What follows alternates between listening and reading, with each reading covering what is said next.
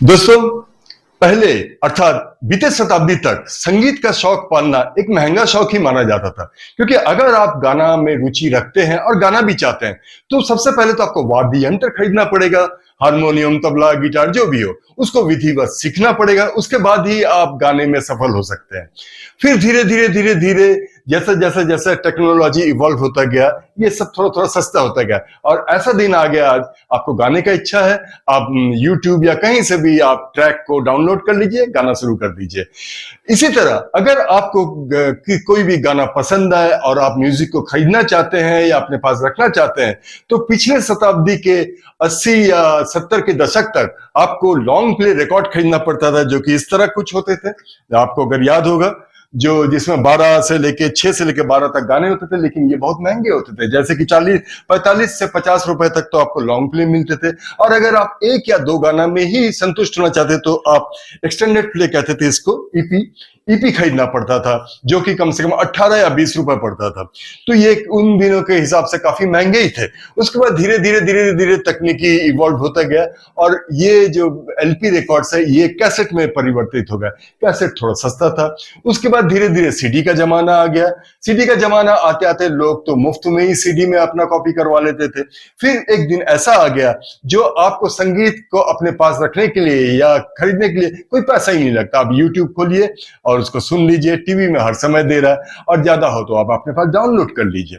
सो इसी तरह एक और फायदा इसमें हुआ, वो ये कि हमें नए नए आवाज भी सुनने को अब मिल रहे हैं। जैसे रियलिटी शो हो रहा है, कुछ भी हो रहा है, जो भी टीवी में आप फंक्शन देखते हैं, इससे क्या है, हम रोज नए नए आवाज सुनने को मिल रहे हैं और इससे हम अच्छे अच्छे गायकों को चांस देते जा रहे हैं, जो कि अंतरराष्ट्रीय ख्याति भी प्राप्त हो जा रहा है। इसमें सबसे पहले अगर हम नाम लेते हैं तो उदाहरण के तौर पे तो अरिजीत सिंह है, जो कि आज के डेट में अंतरराष्ट्रीय ख्याति प्राप्त एक सिंगर है इंडिया की तरफ से। एक थोड़ा सा झलक तो बनता है।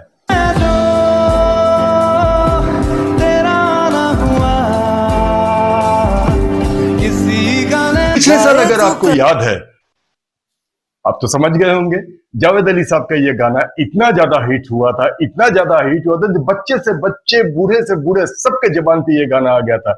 ये गाना आज भी सुनते हैं तो हमारा जो कदम है वो ऑटोमेटिकली नाचने लग जाता है।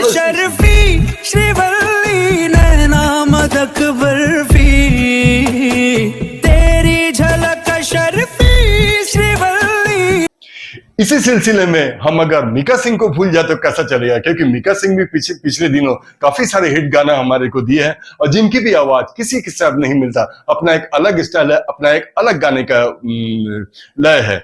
उन्हें भी जरा सुनिए।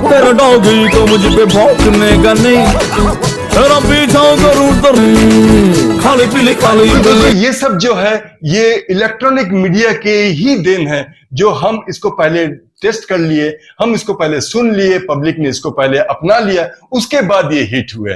लेकिन पहले जमाने में ऐसा नहीं रहता था। दोस्तों, पहले जमाने में ऐसा होता था, जो हिंदी फिल्म इंडस्ट्री में कुछ आवाजें जो थे उस स्टाइल में ही उस आवाज को ही नकल करना पड़ता था, तभी गायक आगे बढ़ सकते थे। ये जो ट्रेंड स्टार्ट हुआ था, ये हिंदी फिल्म जगत के जो संगीत में जो जनक थे कुंदन लाल सहगल, उन्हीं से हम स्टार्ट करते हैं। उनका एक अलग स्टाइल था गाने का, बहुत बड़े गायक थे, लेकिन उनका जो स्टाइल था वो एक अनोखा था। आप जानते ही होंगे। तो जब भी कोई गायक, नया गायक उस समय आता था, फिल्म इंडस्ट्री में एंट्री लेता था, तो उनको ही कॉपी करके उसको अंदर घुसते थे।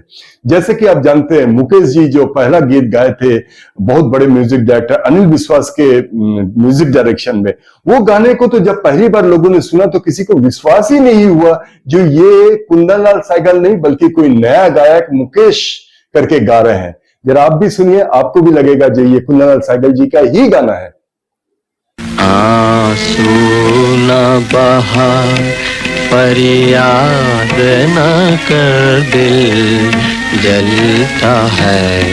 इसके बाद अगर हम बात करते हैं हमारे महान कलाकार मोहम्मद रफी साहब के। मोहम्मद रफी साहब यूं तो पंजाबी गीतों से अपना कैरियर आरंभ किए थे, लेकिन वो भी बहुत बड़े फैन थे कुंदन लाल सहगल के। उनकी एंट्री जो हुई थी संगीत की दुनिया में, वो कुंदन लाल सहगल के प्रेजेंस में ही हुई थी। ये प्रसंग हम फिर कभी डिस्कस कर लेंगे। लेकिन वो जब हिंदी फिल्म में आए और पहला गाना अपना गाया, वो गाना भी उन्होंने लगभग कुन्नालाल सहगल के ही स्टाइल में गाए थे। उसका बहुत ही एक रफ हमें वीडियो मिला है, लेकिन आपको समझ में आ जाएगा जो किस स्टाइल में गा रहे हैं, क्योंकि बाद में जो आपने रफी साहब को सुने थे वो रफी साहब और ये गाने में जो आप रफी साहब को सुनेंगे वो बिल्कुल अलग है। सुनिए। अरे दिल हो काबू में तो दिलदार की ऐसी ऐसी है बता हुस्न के सरकार की। और हमारे सबके अजीज हरफन मौला किशोर कुमार जी, जिसे कौन नहीं जानता, जिनका एक अलग ही स्टाइल था।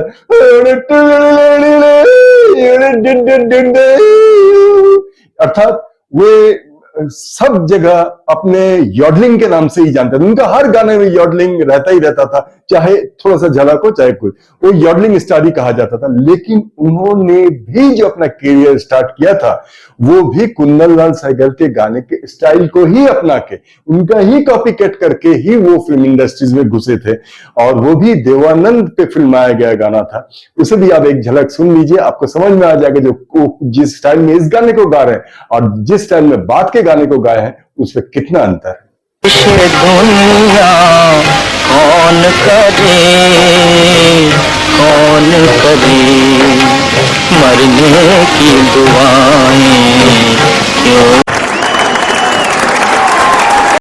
फिर दोस्तों धीरे धीरे मोहम्मद रफी, मुकेश, किशोर कुमार, इनका युग समाप्त होता गया और धीरे धीरे मतलब युग समाप्त यानी इनके देहांत हो गए और इनका युग समाप्त होता गया।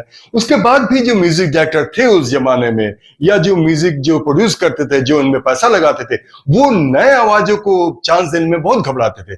इसलिए इनके बाद जो भी गायक बॉम्बे फिल्म इंडस्ट्रीज में या हिंदी फिल्म इंडस्ट्रीज में आए वो इन्हीं को नकल मार के आए हैं। सबसे पहले आप सुनिए, मुकेश जी का देहांत सबसे पहले हुआ था। मुकेश जी के बाद जो एक गायक आए थे उनका नाम था कमलेश अवस्थी।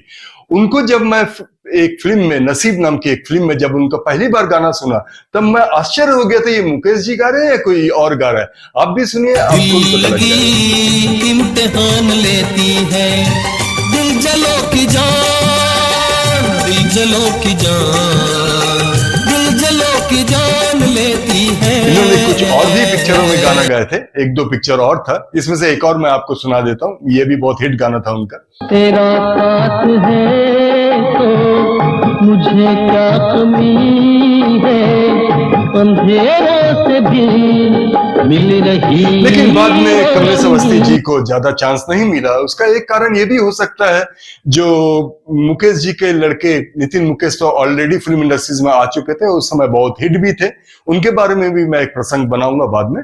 इसलिए कमलेश अवस्थी जी जो है वो स्टेज शो में चले गए और वो आज के डेट में भी बहुत सफल स्टेज प्रोग्रामर है और अभी तक वो जो मुकेश जी के जो गाए हुए गीत को अभी तक दर्शकों के बीच में जिंदा रख रहे हैं। उनका आवाज मुकेश जी से बिल्कुल मिलता जुलता था। इसके बाद हम बात करते हैं रफी साहब के। रफी साहब के जिंदा रहते ही अनवर जी का एंट्री हो चुका था। अनवर जी को तो रफी साहब भी बहुत चाहते थे क्योंकि दोनों के आवाज में बहुत सारी सिमिलरिटी थी और अनवर जी के जो गाने थे वो एक एकदम से सुनने से ऐसा लगता था जैसे रफी साहब ही गा रहे। उनका एक झलक थोड़ा सा सुनो। मोहब्बत कैसे की जाती, मोहब्बत कैसे की जाती है, दुनिया को दिखा दूंगा। उड़ने लग गए थे जो हमें खबरों से पता चला था। उनके फीस कुछ ऐसे बढ़ गए थे जो अनवर साहब को उसके बाद ज्यादा मार्केट नहीं मिला। उसी समय क्या हुआ, रफी साहब की भी डेथ हो गई और रफी साहब के डेथ होने के बाद सभी को एक रफी साहब का ऑल्टरनेटिव की तलाश थी। तो उसी समय शब्बीर कुमार को लक्ष्मीकांत प्यारेलाल जी ने ढूंढ के निकाला और ढूंढ के निकाल के उनको कुछ चांसेस दिए। उसके बाद जो उनका सबसे ज्यादा जो हिट शब्बीर साहब का जो गाना हुआ था वो फिल्म बेताब से हुआ था और वो बेताब का गाना थोड़ा सा आप सुनिए, आपको पता लग जाएगा। बादल यूं गरजता है, डर कुछ ऐसा लगता है, चमक चमक के लपक के ये बिजली हम पे गिर जाएगी। शब्बीर साहब और रफी साहब के डिक्शन में यानी उच्चारण में कुछ कुछ फर्क था, वरना आवाज तो लगभग एक ही जैसे थे। उसके बाद हम बात करते हैं किशोर कुमार जी का। किशोर कुमार का भी आप मालूम है जो 80 का दशक खत्म होते होते किशोर कुमार का भी देहांत हो गया था। और किशोर कुमार के देहांत होने के बाद बहुत से आवाज ऐसे आए थे जो एकदम किशोर कुमार को कॉपी करते हुए। उसी समय सबसे जो हिट थे वो है कुमार सानू। कुमार सानू तो ना जाने कितने रिकॉर्ड बना गए। कुमार सानू का आवाज भी लगभग किशोर कुमार के आवाज से ही मिलता था। एक झलक उनका भी बनता है। अब तेरे जी लेंगे हम जहर जिंदगी का पी लेंगे हम। एक और गायक आपने अगर नोटिस किया होगा, बाबुल सुप्रियो, जो आज के डेट में मिनिस्टर भी है। बाबुल सुप्रियो भी उन दिनों अपना करियर बॉम्बे फिल्म इंडस्ट्री में जमा रहे थे। उनका भी काफी सारे गाने हैं। वो भी किशोर कुमार के गायकी के आवाज के हिसाब से लगभग आमने सामने ही थे। उनके भी कुछ गाने बहुत ज्यादा हिट हो गए थे, लेकिन बाद में वो कलकत्ता वापस चले गए। कलकत्ता बंगाली फिल्म इंडस्ट्रीज में ही ज्यादा गाना गाए, फिर वो राजनीति में उतर गए।